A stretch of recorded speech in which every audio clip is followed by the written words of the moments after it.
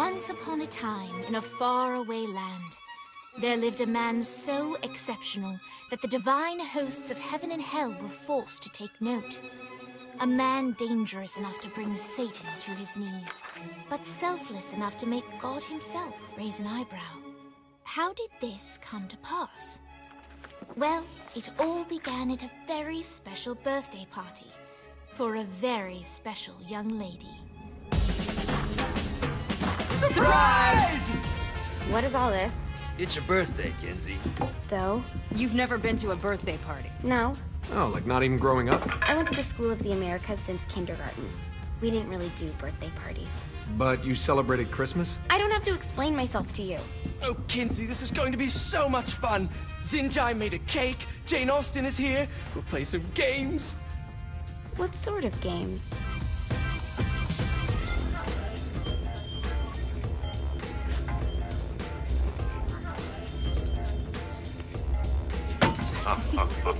So you celebrate birthdays by trafficking with spirits? It's spooky and fun. It's a bunch of letters. It's tradition.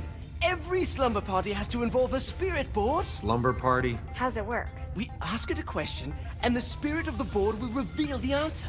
How? Yeah, someone pushes the pointy thing to wherever they want. Wait. Can we go back to you and your slumber parties? No time. All right. Everyone put their hands on the cursor. Cursor. I feel the magic already. All right.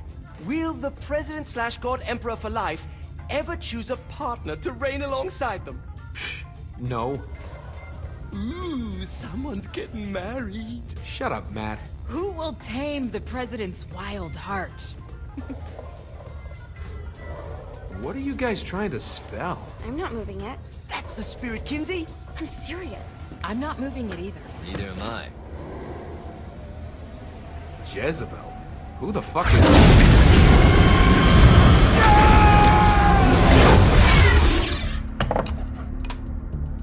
Is that not normal? Where'd you get the board? I was going through Signac's artifact collection and found it there. Who did it belong to? Alistair Crowley? Christ. Guys? I think it's laughing at us. Fuck this. I think you're a smart enough piece of wood to see where this is going. Now, you ready to cooperate? That's more like it. You think we can trust it? It's not like we got a lot of options. So what's the plan? We mount up and go in after the boss? No, I do. No sense in what's left of humanity walking right into a death trap.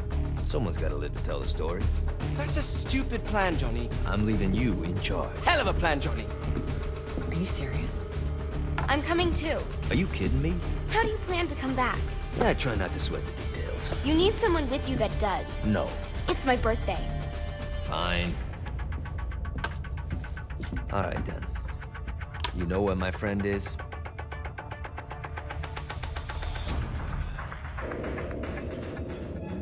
True to its word, the spirit board opened up another portal and sent Johnny and Kinsey screaming into hell.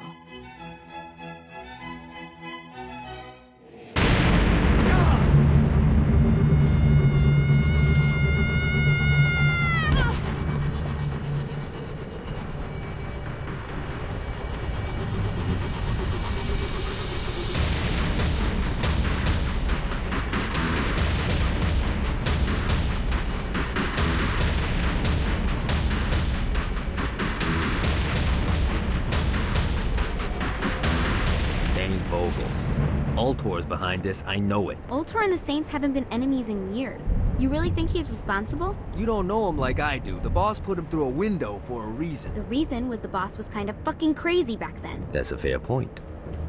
You know how much easier this would be if we just found a car? You know how much easier this would be if you just gave me a second?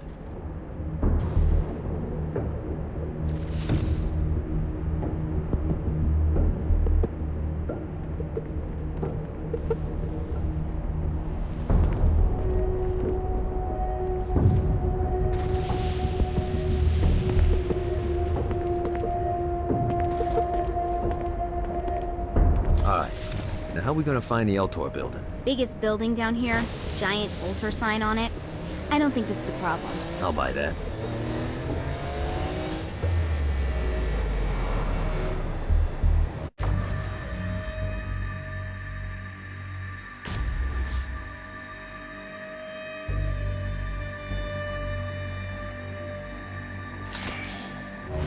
Look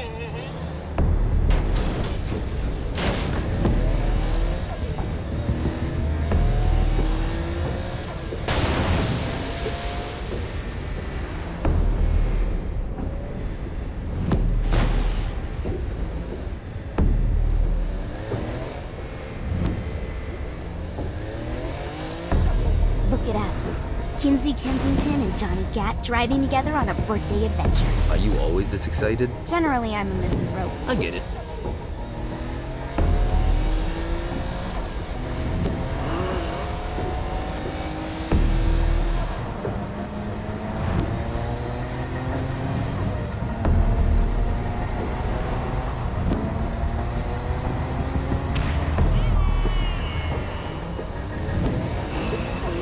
This is hell. Not as bad as I thought. It kind of reminds me of Steelport.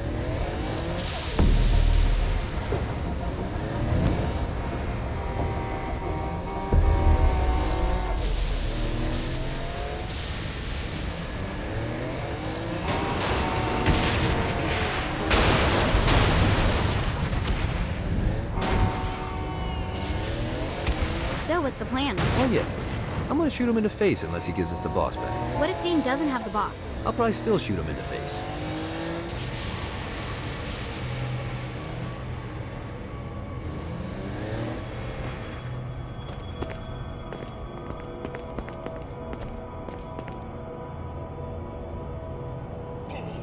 You gotta... I think we may have got the attention of the demons. How do we want to handle this? We handle it by killing demons.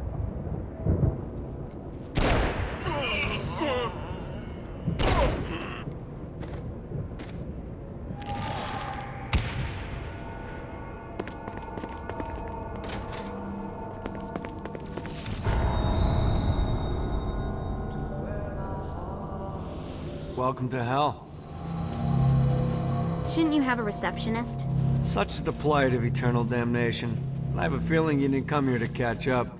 Let's talk in my office.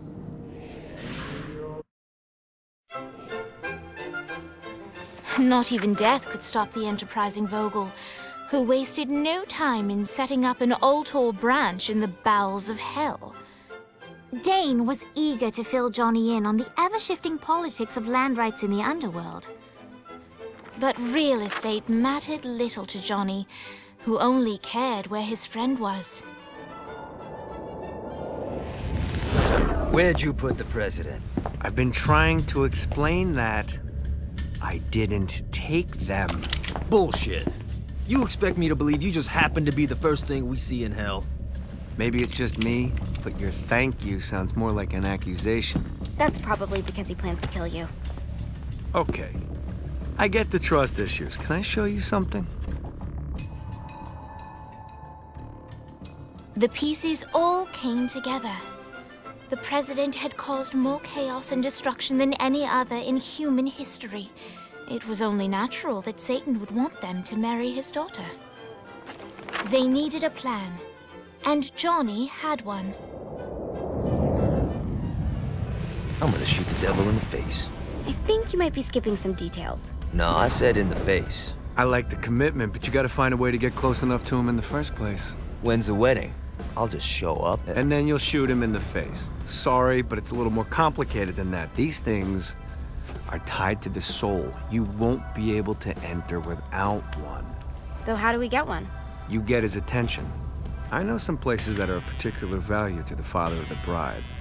You hit those, you'll get your shot.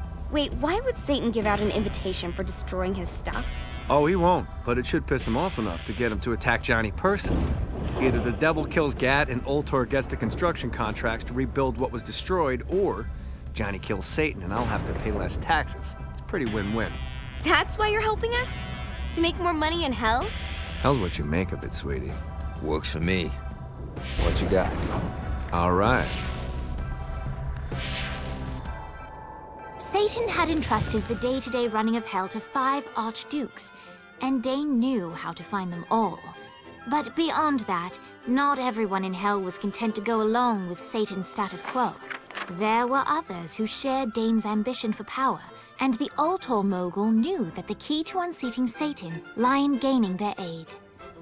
But before Johnny set out to wage war against the Prince of Darkness, Dane had one final gift, an artifact that he had spent fortunes on.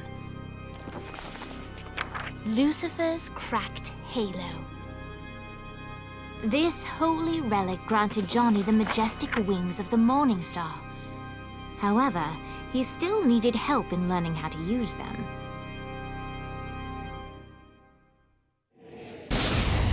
Here's the deal. If you want some FaceTime with Satan, you need to get his attention. Now, Satan hates being challenged, so anything you do to undermine his control is good.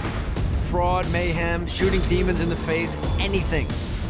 You can keep track of Satan's wrath with this handy meter. Get it high enough and you'll be having drinks with Big Red in no time.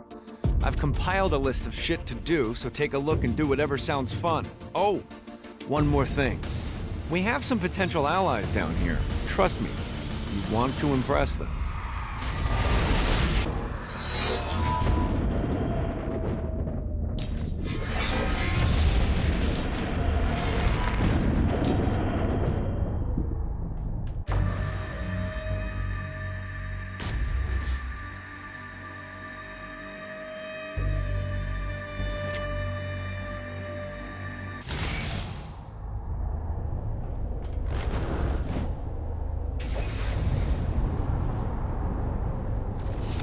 God, this feels good.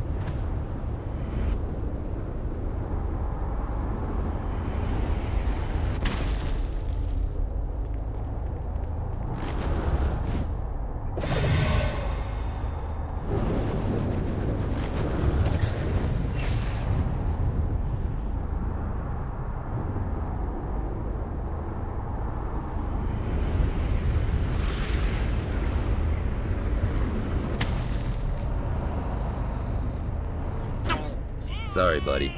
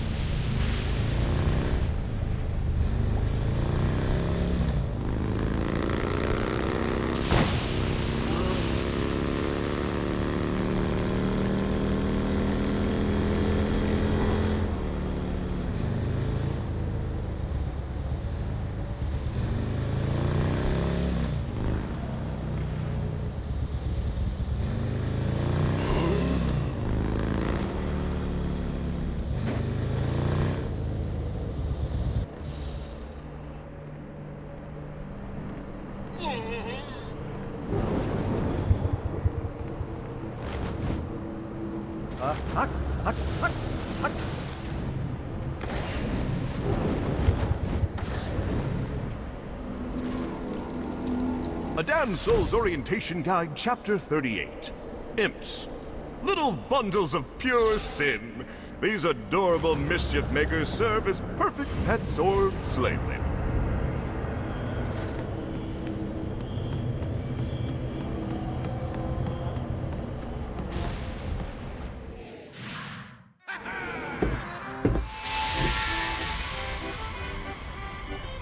Abandoned ship! We've been boarded!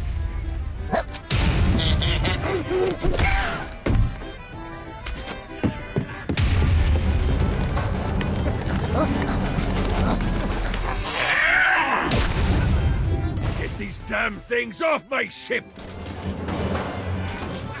This reminds me of that one time I killed a lot. Scourge of the Seven Seas.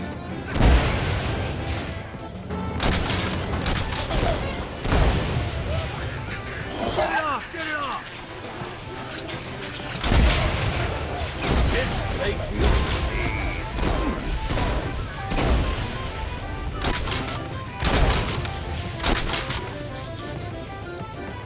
I am the Scourge of the Seven Seas.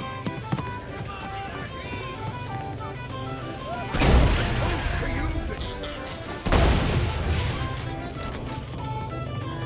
I hope there's not something ridiculous like 100 of these to find.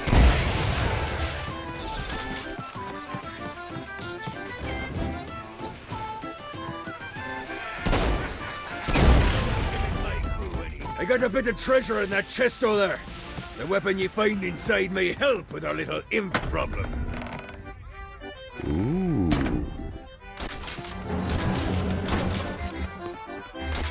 think I'm scared of you?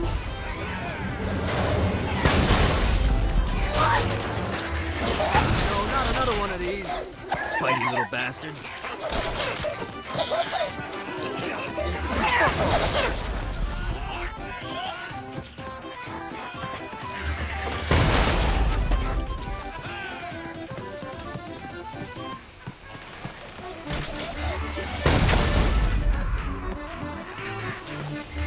I summoned these imps to serve as my crew.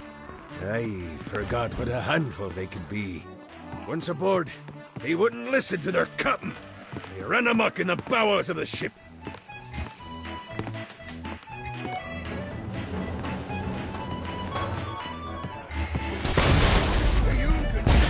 Get off, you piece of shit!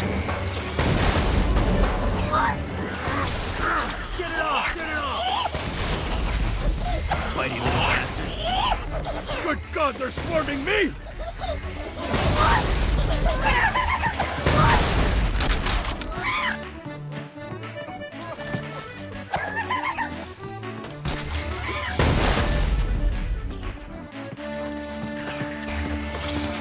Hey, it's okay to drop the pirate voice. What pirate voice would that be? Wow.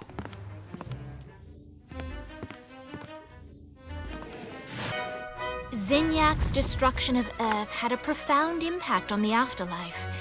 To heaven, it was a logistical nightmare. St. Peter's meticulous nature drove purgatory wait times to unbearable levels.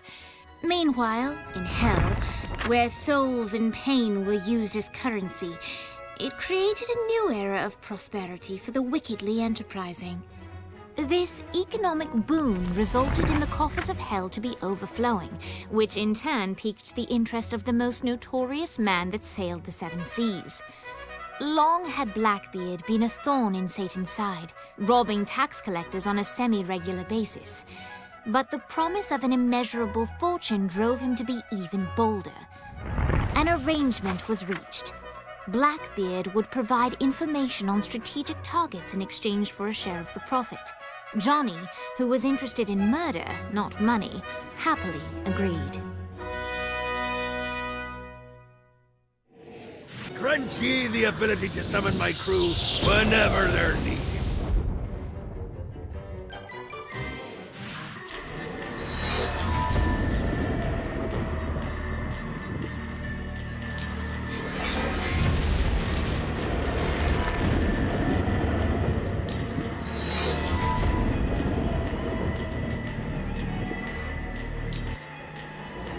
I think the time might come to play old Cupid for Dane and Keek. All right, matey. It's time for your lesson. Let's summon me favorite scurvy-riddled hellion, the Imp. Why don't you start off by summoning an imp to take out those enemies? There you go, matey. Now take down the other demon.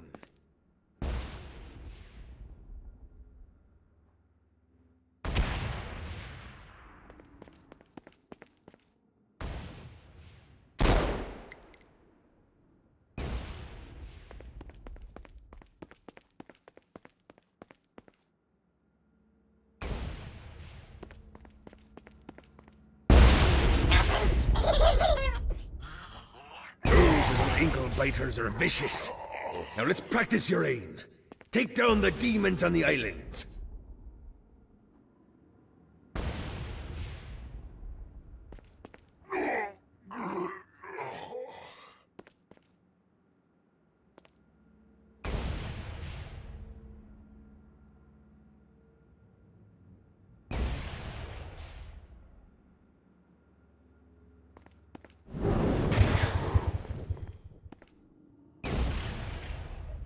Things are as rewarding as pressing someone into service, am I right?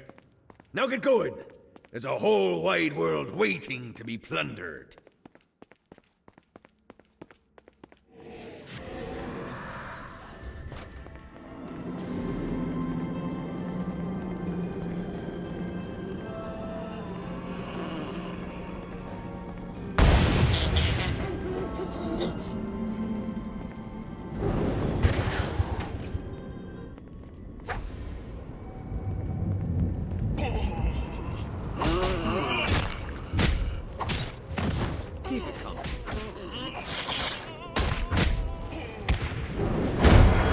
raided a Centerpol office and found information on where the president is being kept.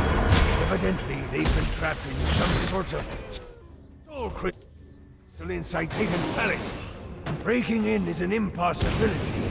The best bet to save them is to continue to try to draw Satan out of his palace.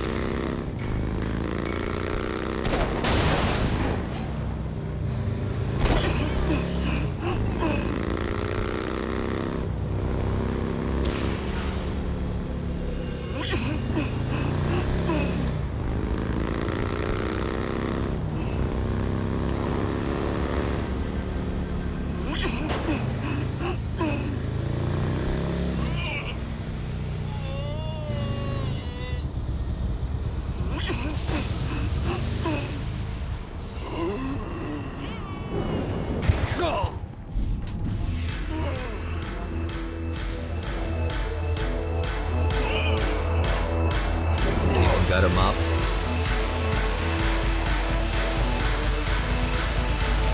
Lights up. William Shakespeare, humanity's greatest playwright, and hell's most diabolical purveyor of entertainment, looks on as a brave mortal on an Orphean quest enters.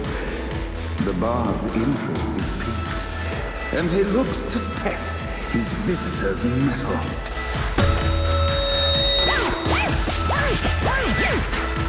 The masked tragedies were used to enemies cowering as they approached. But soon they realized that they faced a foe with courage and nobility, traits uncommon in the fires of perdition.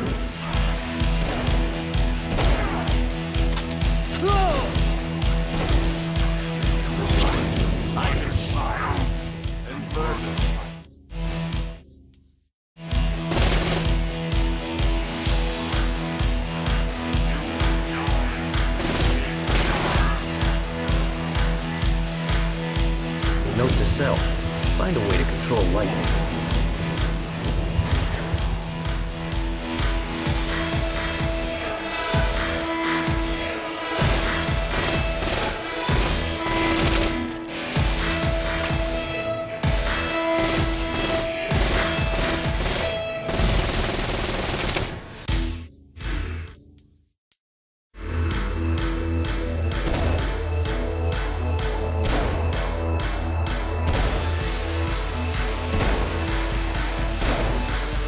The inciting incident resolved.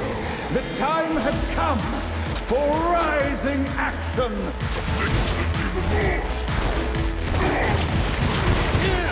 The battle raged on below, and as bullets and blood flew, the bard arched a curious eyebrow. Could this mortal be the exact thing that Shakespeare needed?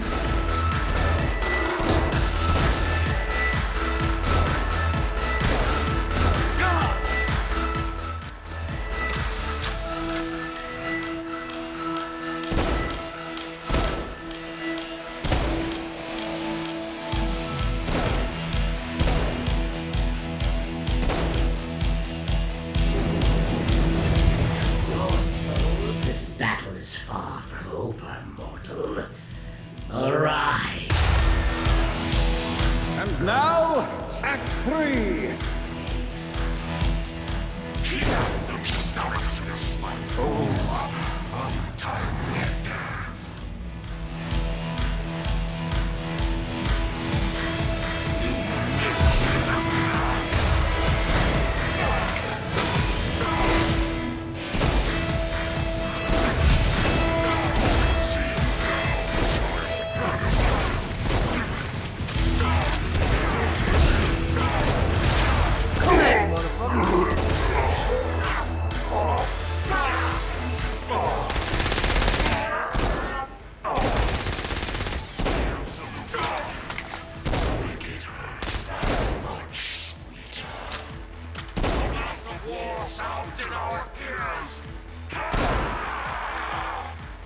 is a vile thing to die, but you die nonetheless.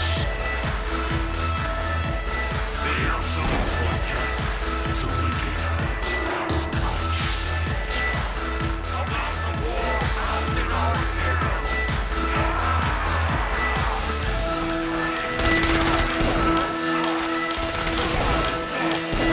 The conflict resolved, Shakespeare eagerly awaited meeting the champion that dispatched so many of his men. Undoubtedly, they were here for the bard's aid. And while happy endings were not a thing found in hell, Shakespeare always had a soft spot for comfort. In the land of the living, William Shakespeare is regarded as one of the most prolific playwrights of all time. However, to the denizens of hell, the bard is seen in a far different light.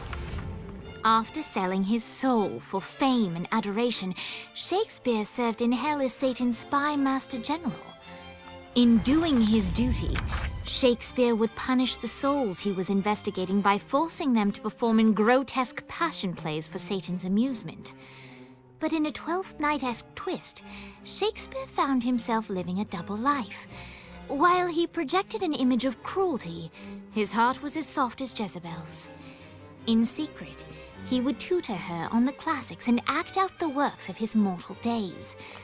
When Satan found out, he cast Shakespeare out of the palace, believing that the poet would be tormented by the populace of hell, far out of Jezebel's sight. But Satan had not counted on the bard's cunning. Embracing his persona of master torturer, Shakespeare and his followers, the tragedies, took root in the entertainment district, biding their time for revenge. So Shakespeare called forth the Deus Ex Machina to bestow our protagonist with the arcane power of force stop.